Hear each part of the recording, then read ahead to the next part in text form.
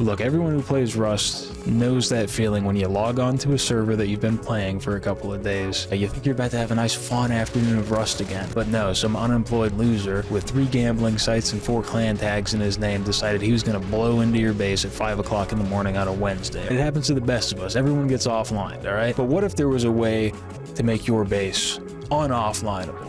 Unrateable. All these cookie cutter piece of shit YouTube bases I see you guys building with the 1 micrometer fucking pixel peaks that you're never gonna use because nobody's ever gonna online you in that stupid fucking base. Or maybe you're one of those guys who's never had like a single original or even creative thought in his entire life, and you live out of the classic 2x2, or maybe a 2x1, honeycomb it, you add a 2nd floor, maybe even a 3rd floor if you're feeling so bold, put a fucking shooting floor on that thing, put a goddamn compound around it. What do these bases lack that sets them apart from the unrateable bases, the bases that are impossible to rate?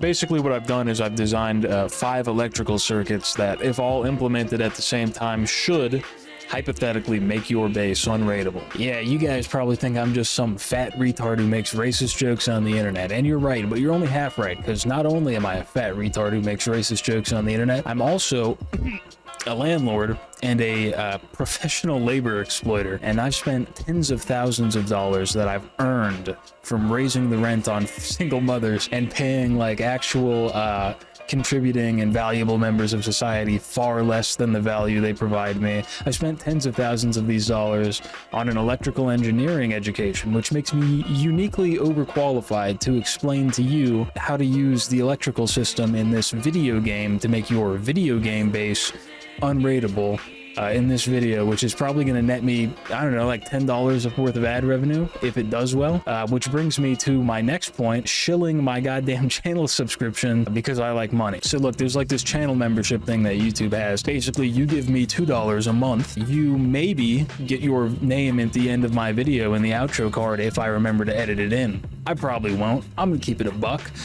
So you probably won't get anything. Then there's like a $5 tier. You don't get anything tangible, nothing that is like perceivable, but you do get to have, like, you can look down on the members in the $2 a month tier with like the Count Dooku signature look of superiority because you have $3 extra of expendable income every month. And then there's like I don't remember if it's a $10 or a $20 tier, but that's only for the biggest ballers. And I'm gonna keep it a buck. I look at the fucking my channel analytics and I look at the age demographics.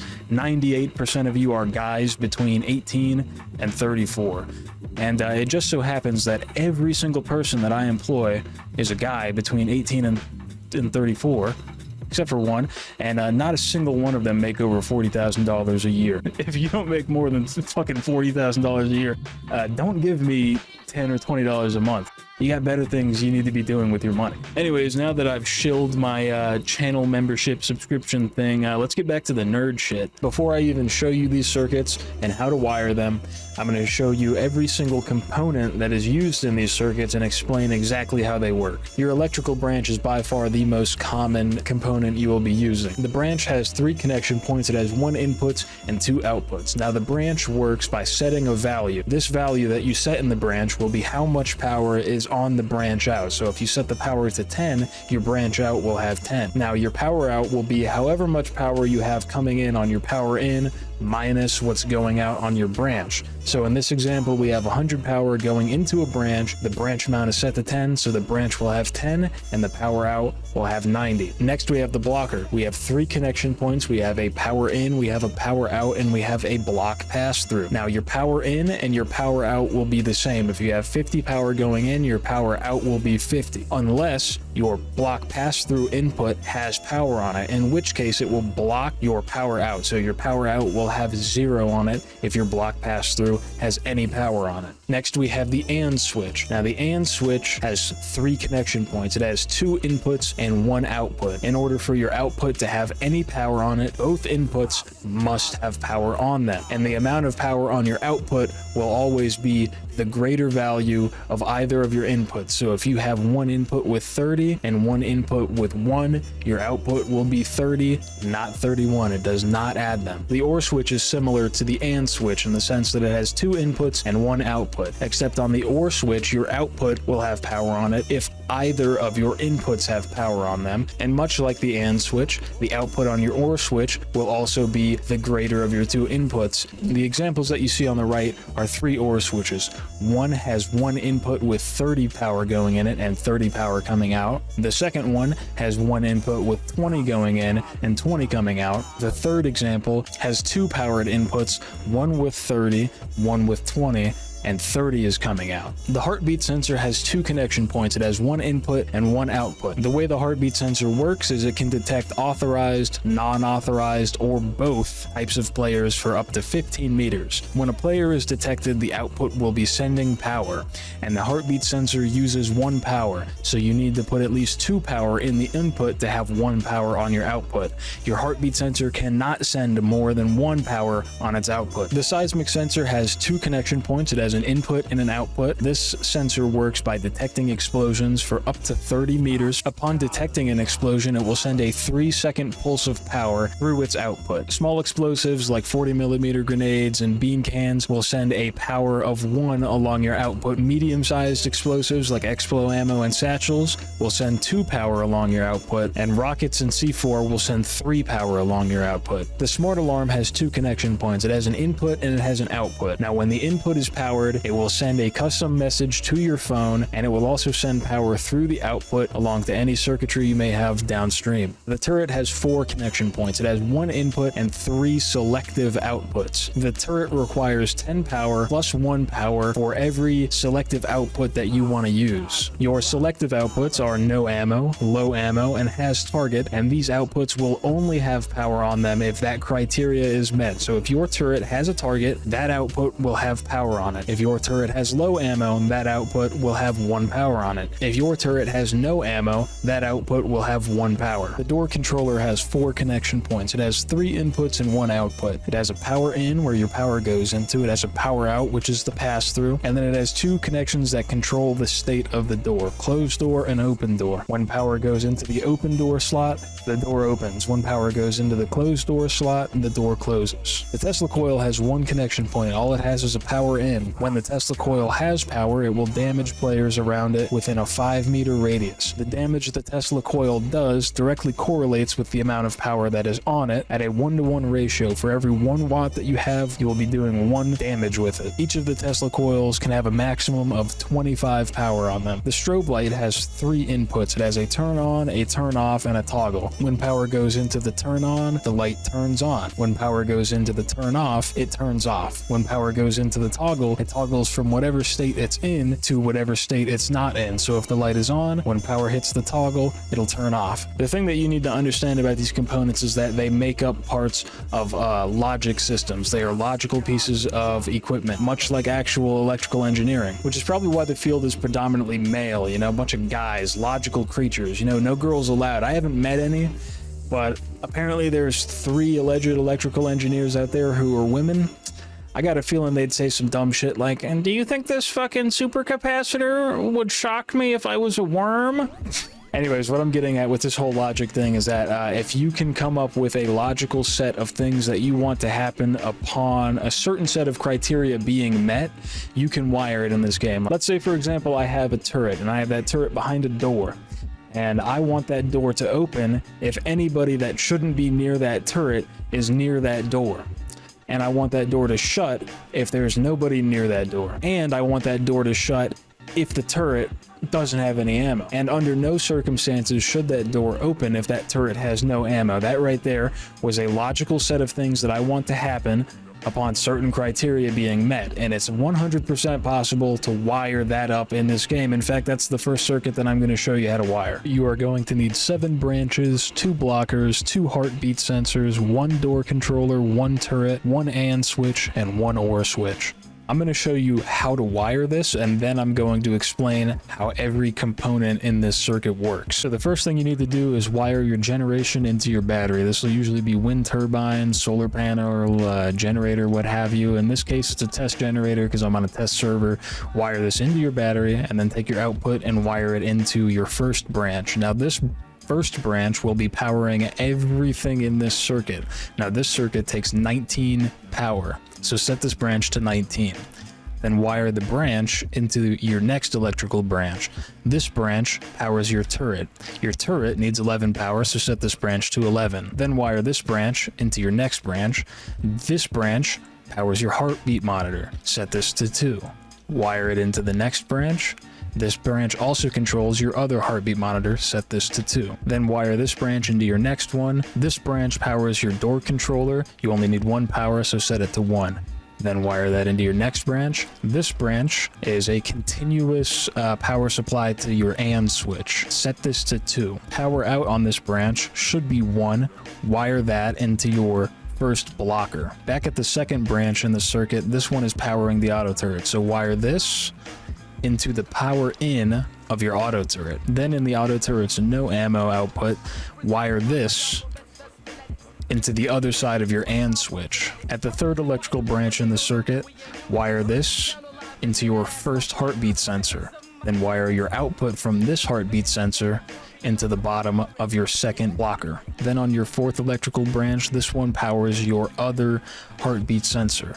Wire the output from this heartbeat sensor into your first blocker in the block pass-through slot. Wire the power out into one side of your OR switch. Then at your AND switch that has one side of continuous power from your branch and that has selective power from the no ammo output from your turret, wire that into a branch. Set this branch to 1. This will split the 2 power that it will be receiving from this side of the AND switch. It'll give 1 power to each of these outputs. Wire one output to your second blocker, then wire your other output to the other input on your OR switch. This OR switch is what controls the door closing. Then on the blocker that you've just wired your branch up here to, wire this power out from that blocker into the open door of your door controller. Now that you know how to wire this, let me explain how it works. Your first branch, very self-explanatory, it powers the turret. You need 11 power on this branch because the turret takes 10 power and the no ammo takes 1 power. Your second branch, also self-explanatory. This just powers your first heartbeat monitor. Your second branch, also self-explanatory. It just powers your second heartbeat monitor. Fourth branch is also self-explanatory. All it does is power your door controller. And your final branch is just here to supply continuous power into this AND switch, and also on the power out, it's here to supply power to your blocker. Now at your first heartbeat monitor, and when it detects somebody, it's going to send 1 power along this cyan wire into your first blocker, which will then send 1 power through this white wire to your door open function on your door controller. Your other heartbeat monitor is here to detect if nobody is around. This blue wire is wired into your first blocker. So when this heartbeat sensor detects somebody, it blocks the pass-through into your OR switch. Now this AND switch here is just here to detect if your turret has no ammo. If your turret has no ammo, it sends 1 power through this green wire into the bottom of this AND switch, which then both sides will be turned on, passes power through and up to your electrical branch. This blue wire receives 1 power, runs down into this blocker, which blocks the flow into your door controller's open function. The other output on this electrical branch comes down and wires into your OR switch. So the OR switch is what controls the door closing. So if the turret is out of ammo, or if this heartbeat sensor right here is not detecting anybody, this door will close. So to demonstrate how this works, I'm going to take the ammo out of this turret, which closes the door. Then I'm going to put the ammo back into the turret. Door stays open, but when I'm no longer detected by that heartbeat monitor, door closes. Now there are simpler ways to wire this that work just as good, I'll be honest, but I don't like these methods because most of them work off of a system where when your turret has no ammo, it runs into a blocker which blocks power that feeds your heartbeat monitor, which turns your heartbeat monitor off, which works. You know, your door closes because your turret has no ammo, but you can't wire other things onto this heartbeat monitor. Like in this setup, this heartbeat monitor and this heartbeat monitor always have power. So if I wanted to have this door closed but also have, let's say, Tesla coils that are actuated by this heartbeat sensor. I wouldn't be able to do that with these other methods. So the second circuit I'm going to show you is essentially the same as the last circuit. Instead of one turret, we have two turrets now. Hey, before I show you the next fucking dork contraption, we've got some pressing business. The other day, my cat, without warning, decided to shit out 7 more cats all over the floor, and then I realized I don't have any female cats. All my cats got dick and balls. So I just have 7 transient kittens in my house. No idea how they got here, but I'll have to figure that out at a later date. But check this out. Check this fucking guy out. I think he's supposed to be orange or something, but it looks like he got fucking desaturated in the pussy, bro. Motherfucker's done desaturated my cat, man. Can't have shit in Florida. Anyways, I noticed he's kind of like the color of black people's elbows when they don't moisturize they shit, so I'm calling him 330 credit score joints. This guy right here's got a little dot on his head, so you know I'm calling him Rajesh. My friend, put me down. I do not wish to be elevated like this. For this circuit, you're going to need 9 branches, 2 blockers, 2 heartbeat sensors, 1 door controller, 2 turrets, 1 OR switch, and 3 AND switches. So I'm going to explain how to wire this and then explain how this works. So your first branch is what powers everything downstream. This entire circuit takes 32 power. So set this branch to 32, wire the branch out into your next branch. This branch powers the turret. The turrets need 11, so set this branch to 11, wire the power out into your next branch. This one also controls a turret, set it to 11, wire the power out into another branch. This branch controls your heartbeat sensors. Sorry, it controls one of your heartbeat sensors, so those need 2. Set this to 2, wire the power out into another branch. This branch controls another heartbeat sensor, set this to 2, wire the power out into another branch. This branch powers your door controller, set this to 1, wire the power out into another branch. This branch supplies continuous power to one of your AND switches. Set this to 2, wire the power out into another branch. This branch also supplies continuous power to another AND switch. Set this to 2, and then run your power out from this into the bottom of your first blocker, so into your power in of your first blocker. On your second branch, so the first branch that powers the turret, these red wires, wire this into one of your turrets. Same thing with the second branch that powers your turret. Wire this into the power end of your second turret. Wire the no ammo outputs on your turrets into the other sides of these 2 AND switches. These 2 branches power both of these heartbeat sensors. Your first heartbeat sensor, this cyan wire, this output on it, wire that into the bottom of your second blocker. Wire that into the input of the second blocker. Your second heartbeat sensor, wire the output into the block pass-through slot of your first blocker. On your first blocker, wire the power out into one side of your OR switch. Back here at the AND switch, back here at these 2 AND switches, wire both of these outputs into the inputs on another AND switch. Then wire that AND switch into an electrical branch set to 1. Wire one of the outputs from this branch into the block pass-through slot on your second blocker. Then wire the other output on your electrical branch into the other input on your OR switch. Then on your second blocker, wire the power out into the door open function on your door controller. Then on your OR switch, wire the power out into the door close on your door controller. So this circuit basically works more or less in the same way that the last circuit did. Essentially, this heartbeat sensor detects if somebody's near and opens the door if the turrets have ammo. This heartbeat sensor here detects if there's nobody near, which closes the door. And these AND switches here, when both of these turrets do not have ammo, will send power down into this AND switch, up into this blocker, which then will block the pass-through of the power to your open function on your door controller, and this yellow wire on the branch will then power the OR switch, which powers the close function on your door controller. And to show you that this works, I will leave the detection of the heartbeat sensor, which closes the door. Then I walk back in, opens the door. Now I'll take the ammo out of these turrets. Now only one of these turrets has ammo right now. The top one does not have ammo, and you can see that on these AND switches over here. But now when I take the ammo out of this turret as well, the door closes because both of these AND switches are now passing power through into the inputs of this AND switch, which are then passing power through into the branch, which is then blocking the open function on the door controller, and is then sending power through the OR switch, which sends power to the close function on the door controller. For motion-activated Tesla coils, you are going to need up to 4 Tesla coils, up to 4 branches, 1 heartbeat sensor, and 1 AND switch. Tesla coils are extremely easy to set up, right? Except they're a little tricky. They're not as intuitive as everything else, right? Like the maximum pass-through on the heartbeat monitor is 1 power, and these Tesla coils do not have a pass-through at all. They just have a power in. So essentially what you're going to want to do is you're going to want to get your large battery. This isn't a large battery, but it's the same shit. Large battery going into a branch. Set the power to 2. The branch out, this blue wire goes down and into the heartbeat monitor. Now this light blue wire comes back up into an AND switch. The power out from this branch also goes into this AND switch.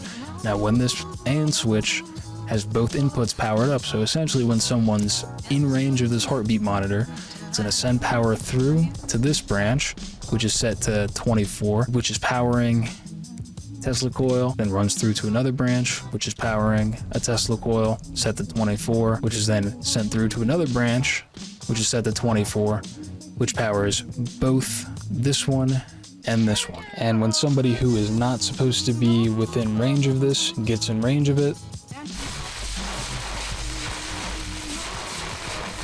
they die. For 3 modules of the modular rate alarm system that also automatically closes all of your doors, you're going to need 3 branches, 3 seismic sensors, 3 smart alarms, 3 OR switches, 1 AND switch, plus a door controller and 2 branches per door in your base. Now this is the circuit that really made me want to fucking wrap my car around a tree, goddamn Paul Walker style, alright? This shit had me scratching my head and think. Essentially what we have here is a modular rate alarm system, which also automatically closes all the doors in your base. So essentially what we have here is each one of these is a module. Actual application, you will have one of these 30 meters that way, you'll have another one of these 30 meters that way, and another one of these 30 meters that way.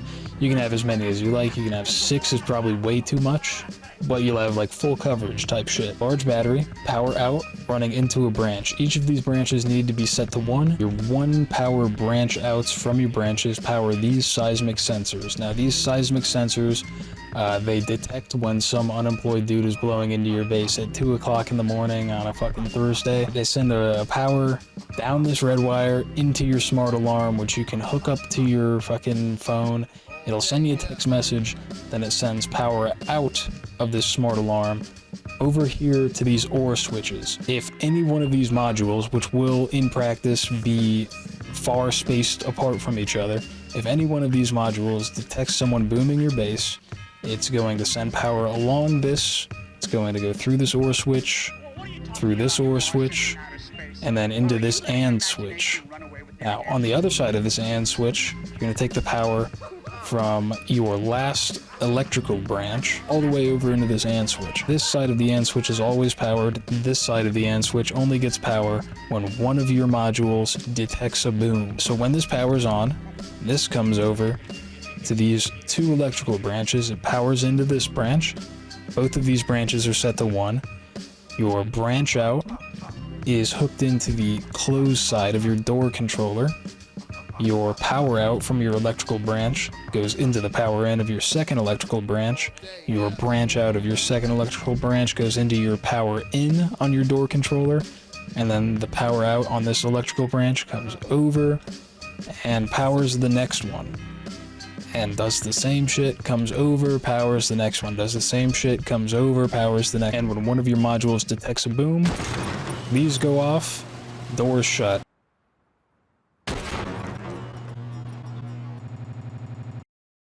For the circuit that's going to crash people's games, if they try to offline you, you are going to need 3 AND switches, 1 branch, 1 seismic sensor, plus a branch for every strobe light that you want. Now this circuit right here gotta be my favorite. This one takes your base from hard to raid with all of the circuits that I've shown you already to basically impossible unless you're running on a fucking NASA supercomputer, alright? So essentially you are going to need one large battery for every 100 strobe lights that you're gonna have. Strobe lights, when they're all turned on at the same time, will either lag you out or completely crash your game. It's good shit. Your first battery runs into this branch, which branches out at 2. Your 2 side goes out into this seismic sensor. Your seismic sensor goes into one end of an AND switch. Now your other 2 batteries are going to run into this AND switch. The output from this AND switch is going to run into one side of another AND switch. The other side of that AND switch will be the power out from your first or your only branch. Power out from this will go into one side of this AND switch. So this side always has power. This side only gets power when it detects a boom. So when a boom goes off, power goes through into these branches, which power these strobe lights. Now the server that I'm on, they cap you at 6 strobe lights, but you can have, on normal servers, I'm pretty sure it's uncapped. And when somebody rockets your base or shoots an explo ammo, it crashes their game.